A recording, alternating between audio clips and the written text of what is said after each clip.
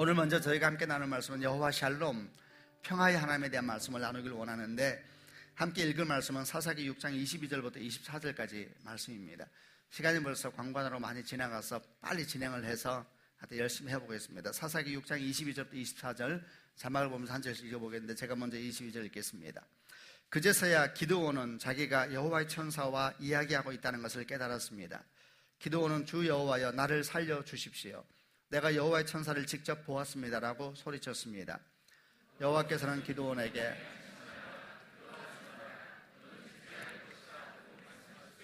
같이 읽겠습니다. 기드온은 그곳에 여호와께 예배드릴 제단을 쌓고 그 제단을 여호와 샬롬이라고 불렀습니다. 그 제단은 아직도 아비에셀 사람들이 살고 있는 오브라에 있습니다.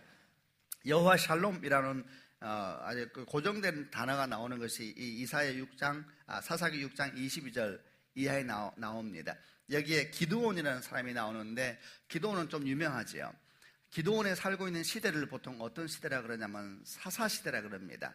성경에 사사기라고 하는 책이 있는데, 사사시대 때의 기록을 사사기라고 말을 합니다. 사사라는 것이 무슨 말이냐면, 원래 그 성경의 뜻은 재판관 또는 통치자라는 뜻입니다. 여호수아가 이스라엘 백성을 끌고 가나안 땅에 들어가서 정복을 끝내고 난 다음에 여호수아가 죽고 여호수아와 함께 정복 운동을 했던 장로들도 리더들도 다 이 땅을 떠나게 되었습니다. 그리고 사울 왕정 시대가 시작되기 전에 한 300년에서 400년 정도의 시간이 그 틈 사이에 있게 되는데, 그 틈 사이의 시간을 사사시대라고 말을 합니다. 사사시대라고 말하는 이유는 사사라고 이름 지어지는 사람들이 다스렸던 시대다라는 이야기입니다. 왕이 없었기 때문에 사사라는 것은 계속된 어떤 왕가의 전통이 있는 것이 아니라, 아들이나 그들의 아들이 계속 이어지는 것이 아니라, 이스라엘 백성이 위기 때마다 하나님께서 하나님의 사람들을 보내주셨습니다. 그래서 그 사람들을 통해서 위기를 극복하게 하셨고, 이스라엘 백성들이 다시 하나님 앞에 서도록 도와주셨는데, 그때 나타났던 리더들을 사사라고 이야기를 하는 것입니다. 어떤 번역에서는 판관이라고 이야기를 하기도 합니다. 근데 이 사사시대 때의 영적인 흐름에 대해서 어떤 상황이었는가 설명할 때에, 사사기 전체 흐름 가운데서 사사시대의 모습을 단적으로 설명해 주는 내용이 사사시대 제일 마지막 성경에 있는 한 절의 내용입니다. 사사기 21장 25절 말씀인데, 자막이 나오면 그냥 제가 읽도록 하겠습니다. 21장 25절인데 같이 읽을까요? 읽겠습니다. 그때 이스라엘 사람들에게는 왕이 없었습니다. 그래서 사람들마다 자기가 하고 싶은 대로 했습니다. 이 사사시대의 특징은 한마디로 영적으로 어떤 특징이었냐면은, 사람들마다 자기가 하고 싶은 대로 했습니다. 개역성경은 사람들이 각각 그 소견에 옳은 대로 행하였더라. 기준이 없는 시대였습니다. 왕이 없었다는 표현으로 나타나 있는데, 왕정시대라는 그런 표현만은 아니라 하나님을 향한 중심이 없는 시대에서 왔다 갔다 하는 정신없는 시대가 사사시대였습니다.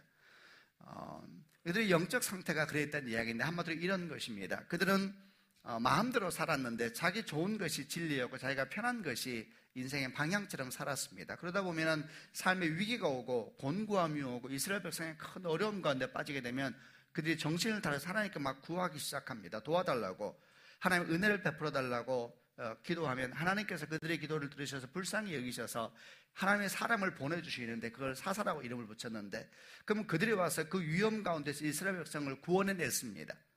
그들 가운데 우리가 많이 잘 아는 이름이 삼손이라는 사람도 있고, 오늘 저희가 보는 기드온이라는 사람도 있고, 디보라라는 사람도 있고, 이런저런 많은 사람이 나오는데, 12명이나 되는 사람들이 300년 400년 동안에 중간중간에 나타나서 고난 가운데 빠져있는 이스라엘 백성들을 위기 가운데서 끄집어내고 또 그들의 시기에 이스라엘을 다스렸습니다.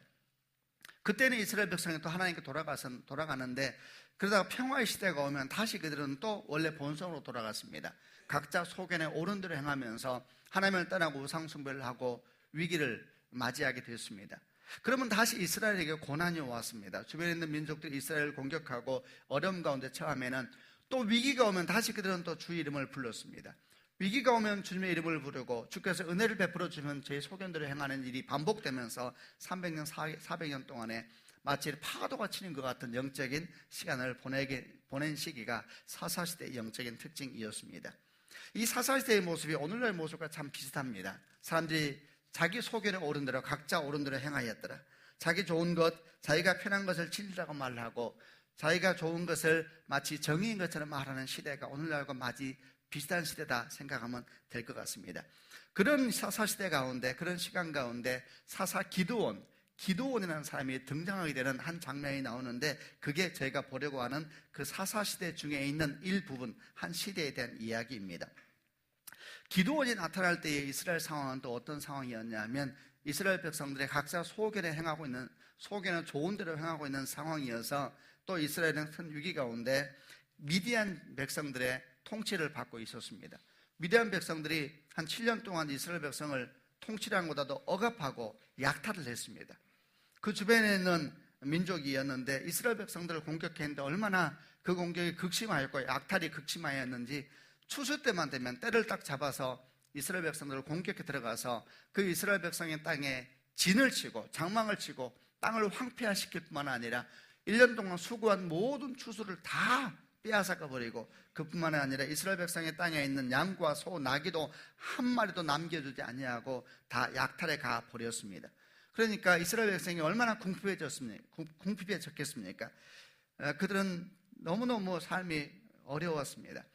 그런데도 감히 대항할 생각을 하지 못한 것은 미디안 백성들이 너무 강하였을 뿐만 아니라 이스라엘 백성들을 굉장히 잔인하게 대하였고, 아주 그들이 소망을 뽑아버릴 만큼 그렇게 이스라엘 백성을 학대했었기 때문에 이스라엘 백성들은 미디안 백성을 향하여서 힘을 모아서 대항할 생각도 하지 못하였고, 동굴에 숨어 지내고 산성에 숨어 지내는 그런 암흑한 시대를 맞이하게 되었습니다. 그래서 이스라엘 백성이 다시 하나님께 부르짖습니다. 하나님 도와주시옵소서. 간절히 부르짖으니까 하나님께서 하나님의 사람을 보내셔서 그들을 구원하는 하나님의 역사를 시작하시는데, 그때 주께서 부르신 사람이 기드온이라고 하는 사람을 주께서 부르셔서 그 사람을 통하여서 이스라엘 백성들 가운데 주의 평강을 얻게 하시고 하나님의 회복을 얻게 하시는 역사를 시작하시는 것입니다. 기드온은 어떤 사람이었는가? 그 위기 가운데서 하나님의 통로가 되었던 사람, 그 위기, 절망과 슬픔 가운데서 주의 평강을 전하도록 부름받은 사람, 그 사람이 누구였는가? 그 사람에 대해서 주목해야 합니다. 그 사람이 누구였는가를 이야기할 때에 성경에서 설명하고 있는 본문이 사사기 6장 11절부터 12절 말씀입니다. 두 절이, 이 본문이 처음 여호와가 기드온을 찾아오실 때 첫 장면인데 같이 한번 읽어보도록 하겠습니다. 두 절을 같이 읽겠습니다. 시작. 여호와의 천사가 오브라의 상수리 나무 아래서 앉았습니다.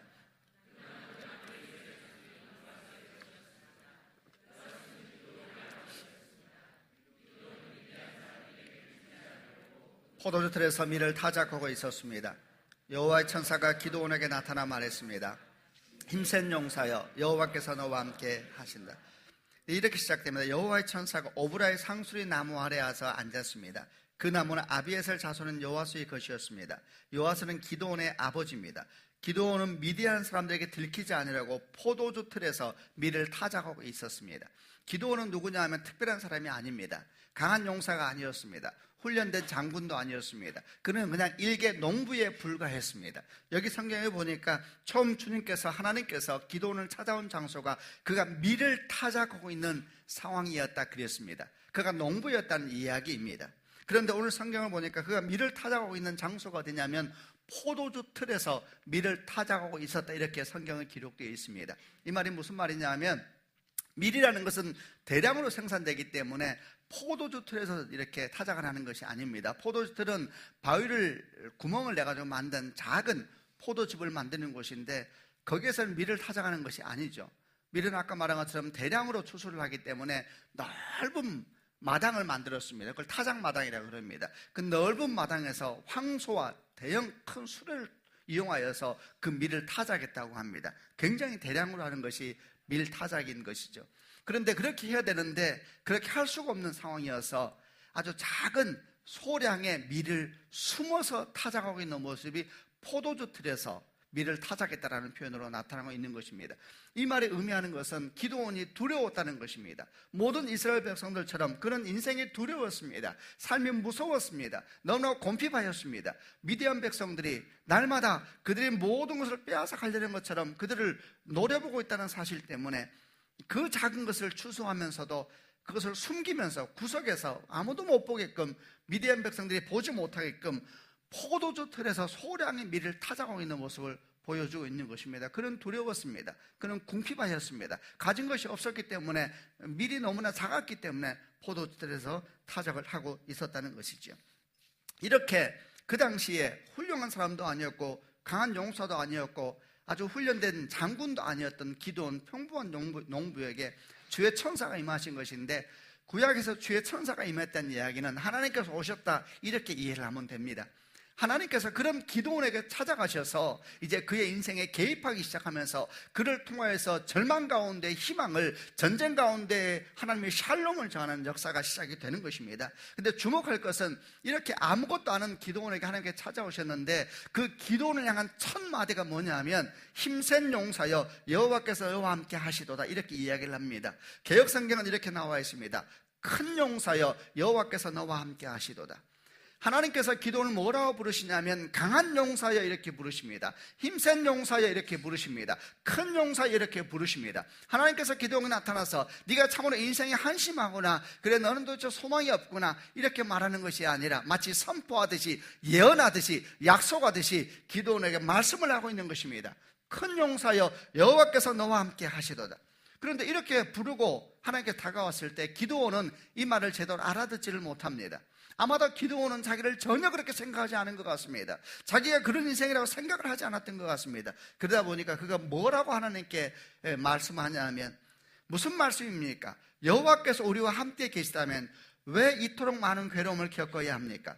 우리 조상들은 우리에게 여호와께서 많은 기적을 일으키셨다고 이야기해 주었습니다. 우리는 전설처럼 들었습니다. 하나님은 크신 분이라고, 하나님의 기적을 일으킨다고 우리가 전해 들었습니다.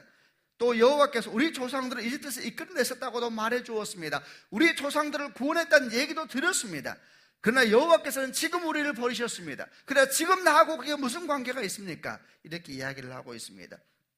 여호와께서는 우리를 미디안 사람들에게 정복당하게 하셨습니다. 지금 우리 삶은 이렇게 공피반 가운데 있고 절망 가운데 있는데 과거에 하나님의 은총이 무슨 소용이 있습니까? 여러분, 이 미디안, 이 기드온이 한 얘기는 우리도 해야 될 이야기입니다. 아브라함이 하나님이 아무리 위대한 한들 내 하나님이 되지 않으면 그게 무슨 소용이 있습니까?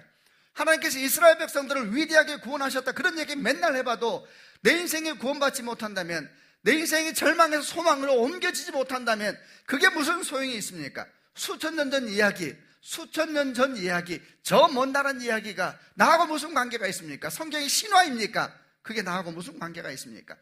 내 인생 가운데 주께서 오지 않으시면 내가 무슨 관계가 있습니까? 기드온이 말하고 있는 것입니다. 그런데 이렇게 말할 때 기드온이 한 말이 재미있습니다. 여호와께서 우리와 함께 계시다면 왜 이렇게 고통을 당합니까? 이렇게 말합니다. 그러니까 하나님께서 강한 용사여 여호와께서 너와 함께 계시다 이렇게 말했는데, 기드온은 그게 자기를 향한 메시지를 몰랐던 것이에요. 하나님은 너와 함께 계시다고 분명히 개인 명사를 말했는데 그는 집합 명사로 받아들입니다. 우리와 함께 계시다면, 그러니까 기도원 마음 가운데 자기가 하나님의 통로라는 생각을 한 번도 해본 적이 없던 사람입니다. 하나님께 자기를 통해 일하실 것이라는 생각을 해본 적이 없는 사람이에요. 그러니까 아주 두루뭉실한 말로 받아들이는 것이죠. 우리가 하나님과 함께 계시다면 왜 우리 인생은 이렇습니까? 이렇게 말하고 있는 것입니다. 그런데 하나님께서는 이런 기도원의 말을 들으면서 다시 더 놀라운 이야기를 합니다. 자기가 그런 백성이라고 전혀 생각하지 않고 있는 기도원을 향하여서 그의 답을 내주는 것이, 그에 대해서 설명하는 것이 아니라 더 구체적으로 이렇게 말합니다. 6장 14절에 여호와께서 기드온을 향해 말씀하셨습니다. 너에게는 이스라엘 백성을 구할 능력이 있으니 가서 너희 백성을 미디안 사람에게서 구하라. 내가 너를 보낸다. 할렐루야. 하나님께서는 기드온이 우리와 함께 계시다면 이렇게 말하면서 개인에게 주신 부르심을 공중에 흩어버릴 때에 그거에 대해서 말하는 것이 아니라 강한 용사여 여호와께서 너와 함께 하시도다. 그 뒤에 구체적으로 말합니다. 너에게는 능력이 있다라고 말합니다. 가서 이스라엘 백성을 고난 가운데서 구하여라. 내가 너를 보낸다. 이렇게 이야기를 하고 있는 것이죠. 이 말 들을 때에 그때 기드온은 도대체 이해할 수가 없었습니다. 기드온은 그때 알았습니다. 자기를 부르고 있다는 사실을. 하나님께 자기를 하나님의 축복의 통로로, 샬롬의 통로로 부르고 있다는 걸 그때 알았죠. 기도는 깜짝 놀라면서 하나님께 이렇게 말합니다. 하나님, 그 모든 것을 받아들일 수가 없습니다. 정말 그게 사실이라면 내게 증거를 보여주십시오. 표적을 달라고 요구를 합니다. 표적을 내게 주십시오. 진짜 하나님께서 내게 하신 말씀이라는 것을, 하나님이 정말 나를 사용하신다는 표적을 보여주십시오. 증거를 보여주십시오. 내 눈에 보이도록, 내 손에 잡히도록, 내가 이해할 수 있도록 내게 표적을 보여주십시오. 이렇게 하나님께 요구를 합니다. 그랬더니 하나님께서 어떻게 하시냐면은 기드온이 그 사람을 대접하기 위해서 염소고기를 잡아와요. 그리고 무교병을 만들어 오는데 하나님께서, 그러니까 하나님의 사자가 가지고 있던 지팡이로 그 염소고기 지팡이 끝을 대자 갑자기 불이 확 일어나는 거예요. 하나님의 불이 임한 것입니다. 그 지팡이 끝이 염소고기에 대고 무교병에 대자 갑자기 불이 일어나서 그 고기를 다 태워버리고 무교병을 다 태워버립니다. 그리고 눈앞에 있던 사람이 사라져버립니다. 굉장히 아주 신비한 현상들이죠. 하나님께서 일하시는 모습 중에 하나 더 이해하면 되는 것입니다. 표적을 보여달라고 그랬더니 주님께서 바로 그 눈앞에서 기드온이 알 수 있도록 표적과 이적과 기사를 보여주시는 것입니다. 그리고 갑자기 사라져버렸습니다. 그때서야 기드온은 깨닫습니다. 내가 하나님을 만나고 있었구나. 하나님이 내게 말씀하신 것이구나. 그러고 난 다음에 기드온이 뭘 하냐면 그 자리에서 하나님 앞에 제단을 쌓습니다. 예배했다는 이야기입니다. 무릎을 꿇었다는 이야기입니다. 그리고 그 제단을 쌓고 거기에서 예배를 드리면서 그 제단의 이름을 뭐라고 이름을 지었냐면 여호와 샬롬이라고 이름을 지었습니다. 그리고 오늘 우리가 보는 여호와 샬롬, 하나님의 속성, 평강의 하나님, 절망 가운데 희망을 주시고 전쟁 가운데 평화를 주시는 하나님에 대한 이야기를 묵상할 수 있도록 사건이 전개되는 것입니다. 그리고 그 이후로 어떻게 되었느냐? 기드온은 여전히 두려웠습니다. 다시 하나님께 또 표적을 구합니다. 어떻게 표적을 구하느냐? 양털을 가지고 와서 타작마당에 양털 한 뭉치를 놓습니다. 그리고 뭐라고 말하냐면 하나님, 주님 한 번 더 사인을 주십시오. 그럼 제가 용기를 내서 용사가 되어서 이스라엘 백성을 끌고 나아가서 미디안 족속과 싸우겠습니다. 내가 절망과 싸우겠습니다. 제가 눈물과 싸우겠습니다. 내가 한계와 싸우겠습니다. 이렇게 기도하는 것과 마찬가지면서 양털을 타작마당에 내어놓습니다. 그리고 뭐라고 기도하냐? 하나님, 이 밤이 지냈을 때에 이 양털만 이슬이 가득 차게 해주시고 주변은 완전히 마른 땅이 되게 해주십시오. 밤에 이슬이 내리는데 이 이슬이 양털에만 내리고 주변에는 마른 땅이 되게 해달라고 기도하니까 아침에 와서 일어나 보니까 양털을 짜니까 물이 막 쏟아지는 거예요. 그리고 주변은 완전히 마른 땅이 되어 있습니다. 또 그래도 기도하는 용기가 없었습니다. 다시 주 앞에 구합니다. 그럼 계속 기도했다는 이야기입니다.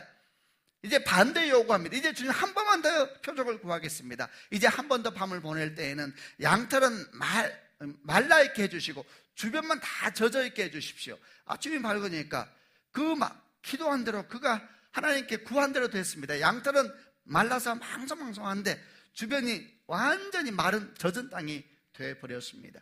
기도는 용기를 냈습니다. 하나님이 나와 함께 하시는구나. 정말 주님이 나와 함께 하시는구나. 하나님이 나를 통하여서 이 모든 상황을 해결하길 원하시는구나. 주께서 내 걸음을 인도하시겠구나. 용기를 내서 그는 모든 이스라엘 백성들한테 군사를 모읍니다. 32,000명이나 되는 군사들이 모였습니다. 하나님 말씀하십니다. 너무 많다. 하나님의 많은 과정을 거쳐서 그중에 300명의 용사를 남게 합니다. 300명의 기드온 용사가 남게 되고 그들이 기드온과 함께 미디안 족속, 그 강한 족속과 싸워서 이스라엘 백성을 그야말로 평강 가운데 인도하는 사건들을 경험하게 되었습니다. 이 내용이 오늘 저희가 보는 사사기에 있는 여호와 샬롬과 관련되어 있는 기드온이라고 하는 한 평범한 사람을 부르셔서 용사가 되게 하시고 절망 가운데 소망을 가져오게 하셨던 이야기의 전개의 내용입니다. 이 말씀을 했는데 설교 시간이 끝나가는군요. 이제 중간까지 했는데 조금 더 하지요. 오늘은 첫날이니까 기도를 짧게 해야죠. 기도하러 왔는데 이 과정을 통해서 세 가지 샬롬은 어떻게 오는가? 사랑하는 여러분, 우선 축복합니다. 여호와 샬롬, 주의 평강 여러분 삶 가운데 가득한 축복이 있기를 바랍니다. 아멘 하시길 바랍니다. 새 한 해가 시작되었을 때 여호와의 평강이 여러분 삶에 가득 차는 축복이 있기를 원합니다. 어떻게 해야 샬롬 오는가? 기도원을 통하여서 말씀하신 내용을 보면 세 가지 여호와의 샬롬이 우리 가운데 오는 것을, 그 통로를 여러분에게 알려드리기를 원합니다. 첫 번째, 여호와의 샬롬은 우리를 향하신 하나님의 선포를 받아들일 때 오는 것입니다. 우리를 향하신 하나님의 예언을 받아들일 때 오는 것입니다. 우리를 향한 하나님의 약속을 우리가 아멘으로 받아들일 때 여호와의 샬롬이 오는 것입니다. 기도원을 향하여 처음 주께서 부르신 음성이 뭡니까? 큰 용사여 여호와께서 너와 함께 하시도다. 강한 용사여 여호와께서 너와 함께 하시도다. 하나님께서 선포하셨습니다. 이건 선포입니다. 하나님의 예언입니다. 하나님의 약속입니다. 기도는 믿을 수가 없었습니다.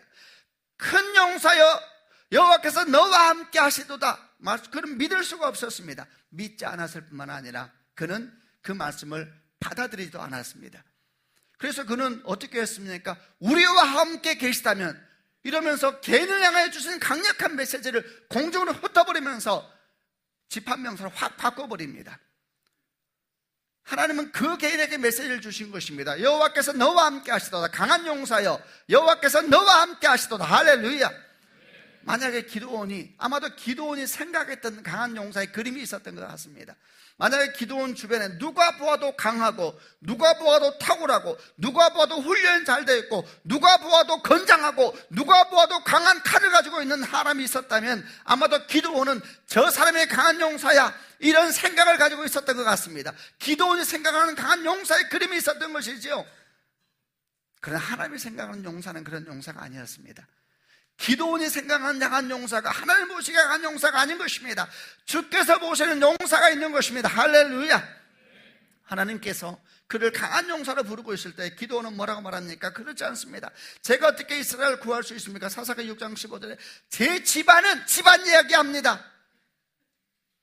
제 애비는, 우리 집안이 어떤 집안인지 아세요? 제 집안은 므낫세 지파 중에서도 가장 약합니다. 그리고 저는 제 집안에서도 가장 보잘것없는 사람입니다.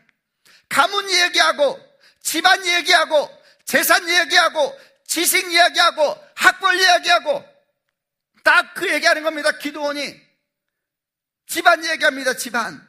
제 집안은 므낫세 지파, 충시되는 지파가 아니에요. 므낫세 지파, 힘도 없는 므낫세 지파 중에서도 가장 약합니다. 게다가 그 집안에서 나는 제일 보잘것없는 사람입니다. 내 형제는 그래도 괜찮습니다. 저는 보잘것없는 사람입니다. 그러나 주님은 광기와 잡고 더 말합니다. 더 붙여서 말합니다. 너에게는 능력이 있다.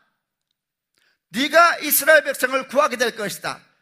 내가 너를 보낸다. 이렇게 말하는 것입니다. 여러분, 이 메시지, 이 초청은 기도만 들었던 것이 아닙니다. 하나님께서는 일하실 때 반드시 이렇게 예언하셨고 초청하셨습니다. 예언이라는 말을 왜 제가 쓰느냐? 예언은 주의 약속입니다. 너는 강한 용사다라는 이야기는, 기도는 용사가 아니에요, 사실은. 근데 주께서 선포하세요. 하나님이 선포하시면 역사가 일어나게 되는 것입니다. 하나님이 선포하세요. 너는 용사다. 너는 강한 용사다. 선포는 약속이에요. 무슨 약속입니까? 내가 너를 용사가 되게 하겠다. 내가 너를 강하게 하겠다. 약속인 것입니다. 더 구체적으로 말하면 너에게 능력이 있다. 내가 너를 보낸다. 여러분, 누구에게 들었던 얘기가 모세에게 똑같이 하나님께서 말씀하셨지요. 이름도 없고 빛도 없이 미디안 광야에 40년 동안 살고 있는 그 모세를 찾아가 주께서 부르실 때에 그는 말했습니다. 나 못합니다, 주님. 상처투성이했던 모세, 움츠러들 대로 움츠러들었던 모세, 한때는 꿈도 꿨지만은, 우리 얘기죠. 한때는 꿈도 꾸었지만은, 한때는 세상을 삼키는 것처럼 용기가 있었지만은, 이제는 나이도 들고 힘도 없고 다 빼앗겨버리고 무능한 사람이 되어서 장인의 양과 목자를 치면서 직과 하나 없이 살고 있는 모세에게 주께서 찾아가셔서 기드온의 그 말한 것처럼 똑같이 하는 것입니다. 내가 너를 보내겠다. 모세가 말합니다. 주소 잘못 찾으셨습니다. 내가 아닙니다. 다윗도 그랬습니다. 다윗이 하나님께서 다윗을 사무엘 통해서 보내셨을 때 아십니까? 그 아버지가 이새인데 이새에게 아들이 8명이 있었어요. 아버지가 그런데 사무엘이 아들을 다 불러 모으라 그러는데, 이 아버지가, 사무엘은 여러분 그 당시에 선지자는 하나님과 동격이라 생각하면 돼요. 오늘날 목사하고는 달라요. 사무엘이 왔을 때 베들레헴이 다 벌벌 떨었어요. 근데 그 사무엘이 아들 다 부르라 그래요. 축복해 주겠다고. 근데 이 아버지가 막내 아들을 안 불러요. 평소에 이 아버지가 막내를 어떻게 생각했길래 안 불렀을까요? 여러분, 다윗은 아버지가 기대했던 아들이 아니었습니다. 아세요? 나중에 보면은 이 아버지가 형들이 전쟁 나갔을 때 다윗을 보내서 형들이 안부를 알아오라 그랬을 때에, 전쟁터에 음식을 가지고 안부를 알기 위해서 갔을 때 형들이 다윗에게 한 얘기가 있어요. 이 게으른 녀석아 그랬어요. 이해가 안 되는 상황이죠. 형들도 동생 다윗을 기대하지 않았어요. 근데 하나님만이 그를 기대하셨지요. 하나님만이 그의 인생을 사용하기로 결정하셨던 것이죠. 여러분, 다윗을 하나님께서 기름을 부으셨을 때 다윗이 그걸 처음에 이해할 수가 있었을까요? 분명히 그는 이해 못했을 겁니다. 그는 받지 못했을 것입니다. 기드온과 똑같지요. 베드로를 주께 찾아오셨습니다. 너는 사람 낚는 어부가 될 것이다. 예수께서 그렇게 부르셨을 때에 베드로가 단번에 따라갔을까요? 단번에 따라갔지요. 왜 따라갔을까요? 그 말이 무슨 말인지 몰랐으니까. 무지하거든요. 무슨 말인지 모르니까 따라갔을 것처럼 저는 생각됐습니다. 여러분, 하나님께서는 큰 일을 하실 때 사람을 부르십니다. 그런데 문제는 그 사람은 절대 본인을 그런 통로라고 생각을 안 하는 특징을 다 가지고 있었습니다. 이 일에 위대한 한 사람이 마리아였습니다. 마리아여, 하나님이 너와 함께 하시도다. 주의 큰 능력이 너와 함께 하시도다. 하나님, 나는 남자를 모르는 사람입니다. 여러분, 어떤 사람도 주께서 사용하겠다 그랬을 때 할렐루야, 내가 기다리고 있었어요. 주님, 왜 이제 왔어요? 빨리빨리 움직이세요. 이런 사람이 아무도 없었어요. 공통적인 특징이에요. 나는 못합니다. 내 집안 보세요. 내 목골 좀 보세요. 내가 좀 잘 나갈 때 날 좀 부르시죠. 모두 다 거절했어요. 할 수 없다 그랬어요. 그러나 주님은 망설이지 않으세요. 덧붙이세요. 너에게 능력이 있다. 내가 너와 함께 하겠다. 무슨 말입니까? 내가 능력이 되겠다는 이야기죠. 할렐루야. 살로몬은 언제 옵니까? 여호와의 선포를 받아들일 때 오는 것입니다. 여러분, 이 말씀이 혹시 여러분 말씀이지 않습니까? 강한 용사여, 여호와께서 너와 함께 하시도다. 너에게 능력이 있다. 내가 너와 함께 있을 것이다. 여러분, 특별 새벽기도 시작하면 3주 동안 열심히 기도하시길 바랍니다. 말씀을 받아야 돼요. 기도 제목을 찾아야 돼요. 여러분에게 나누어드리면서 여호수 목사가 그런 얘기 했어요. 이거는 하루아침에 완성하면 안 된다고. 3주 동안 기도하면서 완성해야 된다고. 한 해 동안 무엇을 기도할 것인가를 기도해야 돼요. 우리는 기도할 제목도 모르는 사람들이라는 걸 받아들여야 됩니다. 무엇을 구해야 됩니까? 하나님, 한 달 동안, 3주 동안, 한 달이면 깜짝 놀라시겠네. 3주 동안. 여러분, 기억하셔야 됩니다. 하나님의 선포가 아니라 세상의 선포를 받아들이는 사람에게는 샬롬이 없습니다. 하나님의 선포가 아니라 사람의 선포를 받는 사람은 샬롬이 없습니다. 사람의 선포에 귀를 기울이고 사람들이 선포를 해요. 그러면 자식 안 된다고. 그러면 그 말을 받아들일 샬롬이 없습니다. 여러분, 창세기 3장에 모든 사람의 어미가 나옵니다. 하와가 나옵니다. 하나님이 그에게 선포하셨어요. 약속하셨어요. 근데 갑자기 뱀이 등장해서 다른 약속을 하기 시작해요. 넌 죽지 않아. 네가 하나님처럼 될 거야. 네가 선악을 알게 될 거야. 하와는 하나님의 선포를 받지 않았어요. 뱀의 말에 귀를 기울이는 순간 샬롬은 깨어졌어요. 하나님과의 샬롬도 깨어지고 가정도 깨어졌어요. 남편이 내 뼈 중에 뼈요 살 중에 살이라고 말했던 그 남편이 저 여자다 그래요. 하나님이 내게 주신 저 여자. 이게 성경을 번역을 완곡하게 한 거예요. 한국말로 했으면은 저 X가 이랬을 거예요. 샬롬이 깨어진 거예요. 샬롬이. 세상과의 샬롬이 깨어져서 엉겅퀴와 가시를 내기 시작하고 자기 내면에도 샬롬이 없으니까 온통 불안함이 가득 채우기 시작한 거예요. 하나님의 음성을 듣는 자에게 샬롬이 많은 것입니다. 여러분, 2014년도 세상의 말을 귀를 기울이지 아니하고 하나님의 약속을 붙들고 나가는 하나가 되는 축복이 있기를 바랍니다. 두 번째, 하나님의 샬롬은 어디서 오는가? 하나님의 표적을 볼 때 오는 것입니다. 하나님의 표적을 볼 때에. 기도는 표적을 구했습니다. 하나님이 나와 함께 하시는 걸 알게 해주세요. 표적을 보아야 샬롬이 옵니다. 표적은 뭔가? 하나님이 나와 함께 하신다는 증거를 보는 것입니다. 여러분, 오늘날 우리의 표적은 무엇인가? 성경에 분명히 나옵니다. 마태복음 12장 38절 40절.